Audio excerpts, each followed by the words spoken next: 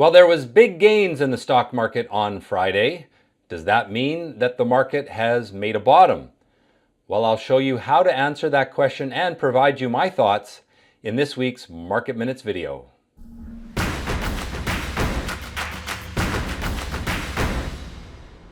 All right, well, let's begin with a look at the question of whether the market has made a bottom. The Dow gained over 600 points on Friday. That's a big gain, but does that mean that the market has made that low point?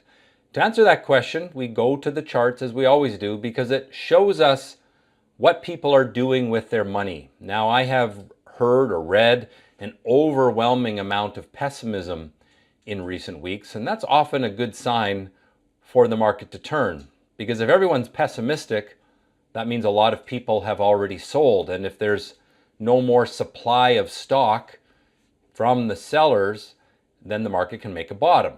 So let's jump to the chart of the NASDAQ 100 ETF. The symbol is QQQ, and it shows us what tech stocks are doing. And we're going to look at it on 3 different time frames. So we get a sense of what the longer term money is thinking, the medium term, and the short term.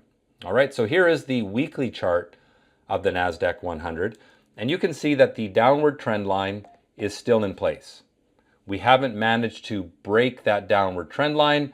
We did, have 4 or 5 weeks here of sideways trading. That's a good sign. But the long-term picture is still bearish because the buyers have not been able to overcome that downward trend line.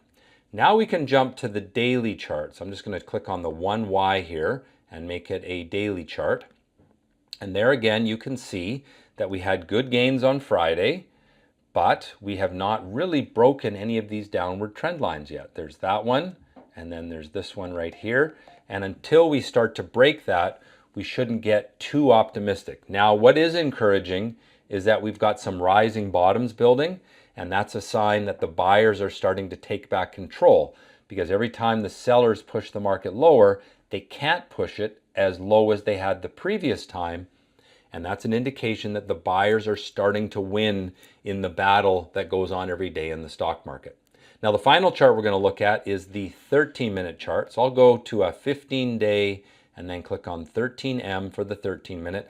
I like the 13-minute chart because there's 30 13-minute charts in a day. We have a 6.5-hour trading day. It just works out symmetry-wise that you get a nice balanced chart that way. And here you can see that we have broken this little downward trend line. We've built a rising bottom, and we started to break up through resistance from the rising bottom. So we had kind of a double bottom here. We broke the downward trend line on Thursday. We built a nice rising bottom. This is called an ascending triangle pattern. So the short-term chart looks good. Now it is going to run into resistance here, which is about where the resistance is on the daily chart, and even the weekly chart is around that zone. So things are looking better. There's some steps in the right direction, but I don't think that we can conclusively say that the downtrend is over because we haven't broken the downward trend lines yet. We've taken some steps toward that, and I think you can get a little bit more optimistic. However, I've learned the hard way, until you actually start breaking those downward trend lines, don't get too overzealous. Maybe dip a toe in the market here or there, but be cautious still. All right, let's get into this week's market analysis, and we're going to start off with a look at the S&P 500. It's going to have a similar chart to the NASDAQ. You can see we've got the rising bottom, a little break higher, but notice that volume is quite light. It's summer. Notice the stock scores still haven't gone up very much. So, we've had almost a month of sideways trading. That's a positive, but I don't think there's enough there to say that everything is good again. And you can see that even more so on the weekly chart with that weekly downward trend line still intact, and then you've got this other one there. So stock scores are only 39, and that's because we haven't started building the optimism. Look back here when the stock scores were up, we were building optimism there with rising bottoms. You don't have that yet. And so I don't try to buy the bottom. It's the most expensive way to buy stocks. I try to buy off of the bottom as momentum starts to turn. Now let's take a look at the Canadian market. It's got a little bit different chart. Symbol there is T.XIU. And you can see that on the daily interval, you're really in this strong downward trend line. We've had profit taking in the oil and gas market, and we'll talk about oil in a moment, but I think that's one of the things that's really weighing on the Canadian market. Remember, the Canadian market held up a lot better than the US market did, but now it's starting to catch up on the downside as we get profit taking in the oil market. Let's jump now to the gold and oil markets just to get a sense of where those commodities are. And here is GLD. It represents gold, and you can see it looks pretty ugly. We broke down through support. We are in a steep downward trend. We are oversold. The distance below the trend line is quite far, but until you start to break this, and then you can move up to it, you might get a little 3 to 10 day rally off of something like that, but you don't even have those signs yet. You don't have a sign that the market is trying to snap back from being oversold. So I'd still be pretty cautious with gold. Oil, USO is the symbol that I like to use for oil, USO. And there you can see that weakness we've had in oil for the last month, and it's coming into support. It managed to reverse on Thursday from some weakness. Volume is quite light, so there's no panic selling. Let's take a look at the 3-year weekly because I think it's a little bit more important as a chart. And you can see that this long-term upward trend line is still intact, but the steeper one has been broken. And so we're breaking down through that and likely to pull back to this one. So I do think we could see more weakness in the oil market in the near term. However, I would not really consider this a bearish chart. We got overbought, we went up too fast, too hard, and now we're working our way back, but that does not mean that the long-term trend has yet been broken.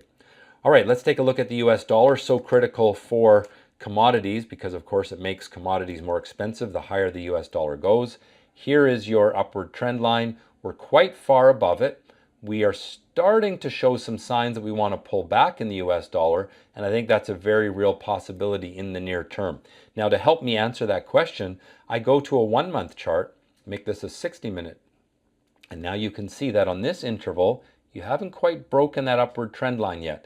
So it closed below its open on Thursday, continued lower on Friday, but it hasn't broken the line yet. So although I do think the US dollar is overextended to the upside, we don't have a strong signal yet that it is starting a pullback. Now that could come in the next day or two because we are right at that short-term trend line. All right, how about cryptocurrency? A lot of people always interested in Bitcoin and such, and there the picture remains pretty negative. You can see the long-term downward trend is intact. You've had about a month of sideways trading here. In other words, the sellers aren't really enthusiastically pushing it lower, but the buyers aren't jumping in either. And until we start to build rising bottoms, until you see that sentiment stock score start to climb, I recommend you stay pretty cautious with cryptocurrency. Now, the last chart I want to look at is the chart of TBT, which is the inverse ETF for the US Treasury bond market. And I've said this many times, but I like this as a simple proxy for interest rates. If this is going up, interest rates are going up. And you can see that in the last month, we've actually had interest rates fall a little bit. The trend is still up. There's your long-term upward trend line. We're working our way back to it.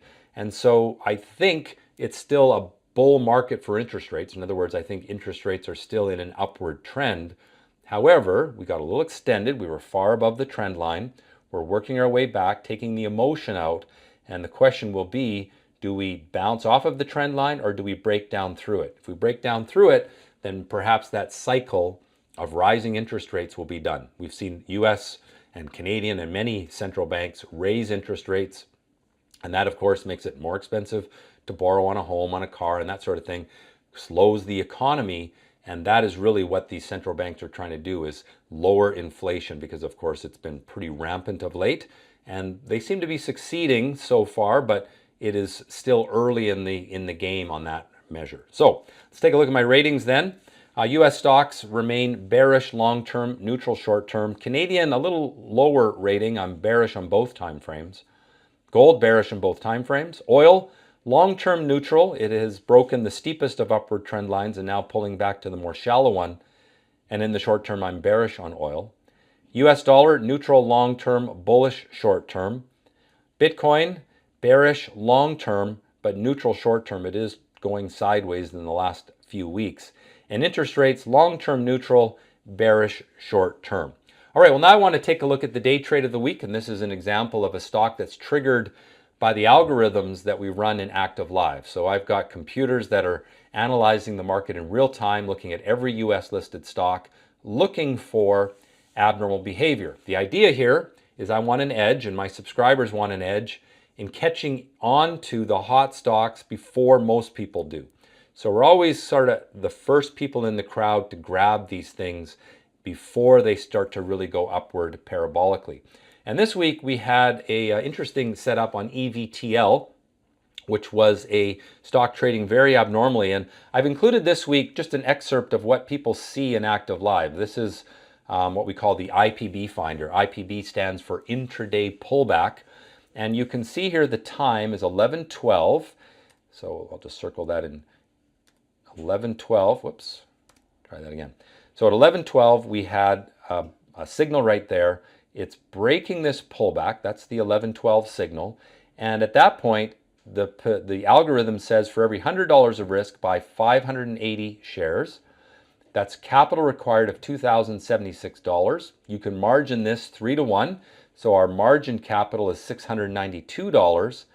And it ended up, by the end of the day, earning an 8.29 reward for risk ratio. You can see that right here. It hit a maximum of 10.65, and the drawdown in terms of RR was only minus 0.24, so it didn't go back too much before it started to go higher. And that meant on your actual capital required, an $829 profit, a 119% return on a one-day hold in a market that's far from great, but day traders are able to find a couple of these, maybe even up to 5 of these every day, trades that are working well, even though the long-term trend of the market is down.